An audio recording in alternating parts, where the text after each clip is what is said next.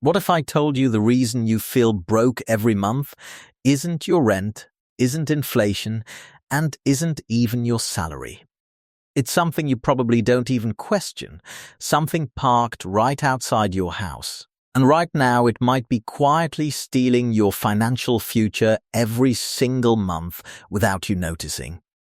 The truth nobody talks about is that two people can earn the same money, work the same job, live in the same city, and still end up in completely different financial realities. The difference is not luck, education, or even discipline. It is one decision most people think is harmless: the car payment cycle. Every month, millions of people open their banking app, see $500, $600, sometimes $900 disappear, and don't even react anymore because it feels normal, expected, just part of life. But the things that feel normal are often the most expensive financial mistakes, and the worst part is you only realize it after 5 or 10 years have already passed. Now imagine two men, Jake and Mike, same age, same income, same city, same opportunities. Jake always drives a new car. Every 3 to 5 years he upgrades to a new model, new features, and a new loan, telling himself, "I deserve it. I work hard." Mike does something different. He buys a reliable used car, nothing fancy or flashy, just something that starts every morning. At first glance, Jake looks like the winner because he has the better car, better image, and better lifestyle, but fast forward 10 years and everything flips. A $600 monthly car payment is $7,200 per year, and over 10 years that becomes $72,000. But that number is still misleading, because most people don't stop at one cycle. They repeat it again and again: new car, new loan, new payment, repeat slowly without realizing it. They lock themselves into a permanent financial subscription, not for Netflix, not for rent, but for their own car. And unlike Netflix, this subscription does not improve their life, it drains it. While people focus on monthly payments, something more dangerous happens silently in the background: depreciation. The moment you buy a new car, it starts losing value instantly. Sometimes 10%, 15%, or even 20% in the first year alone, but your loan stays the same, which can leave you owing more than the car is worth. This is called being underwater. And most people don't even realize it because nothing feels broken. They still drive the car, still make payments, and everything looks normal. That is why the trap is so powerful. It doesn't feel like a trap, it feels like life. But the damage doesn't stop there, because car payments don't just take your money, they change your behavior. When someone upgrades their car, they don't just change transportation, they change identity.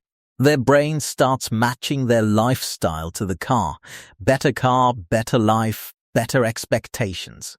Slowly, they start eating out more, spending more, upgrading more, and expecting more until one day their income feels completely insufficient, even when they earn more.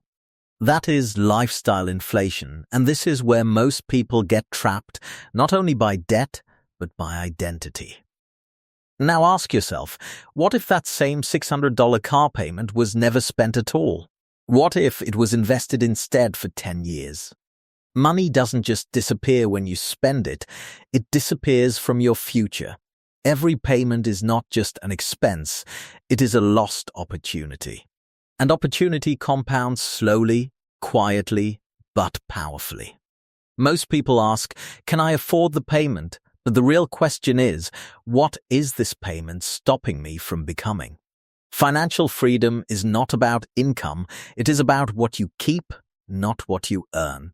And then there is the final layer: status. Cars are emotional, they are not just machines, they are identity, and they signal success. At least that's what people believe. But a car does not measure wealth, it only measures spending. The more people chase status through cars, the further they move away from real wealth, because real wealth is invisible. It does not shine in parking lots or attract attention. It sits quietly in investments, savings, freedom, and options. So why does almost everyone fall into this trap?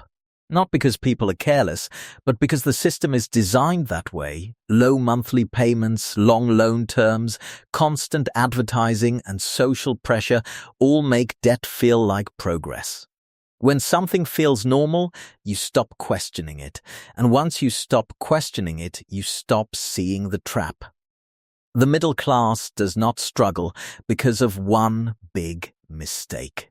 It struggles because of repeated normal decisions, small choices that feel harmless in the moment but compound into years of financial pressure, and car payments are one of the biggest examples of that system. But the good news is, once you see it, you cannot unsee it. That awareness alone can change everything. Because now you understand something most people never do. It is not always about earning more money. It is about stopping where your money quietly disappears. Maybe now, when you look at that car outside your house, you won't just see a vehicle anymore. You will see a decision, a cycle, and a choice. Because once you understand this, you can never go back to seeing money the same way again. If this video made you think differently, then don't just scroll away. Because most people will watch this, agree with it, and still go back to the same cycle. But you don't have to be one of them. If you want more videos that break down how money really works, how the middle class gets stuck, and how people actually build wealth in silence, then subscribe to the channel. And if this hit you in any way, leave a like so more people can see this message, because this is something most people only understand when it is already too late. Share this with someone who keeps wondering why they work hard but never seem to move forward financially. Because sometimes the right information at the right time can change everything.